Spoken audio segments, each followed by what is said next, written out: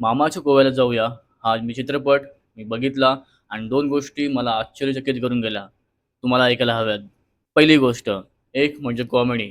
बरेच दिवसानंतर अशी कॉमेडी आणि असाच कॉमेडी चित्रपट आपण बघितलाय, मराठीमध्ये आलाय आणि खूप खळखळून हसवतो. हां, काही विनोद थोडेसे बिलो द बेल्ट आहेत, आय नो. बट ते कॉमेडीमध्ये चालतात किंवा मला असं वाटतं की ते सिच्युएशन लेव्हलला चालतात. दुसरा पॉइंट जो मला शॉक केलाय तो म्हणजे एवढी मार्केटिंग.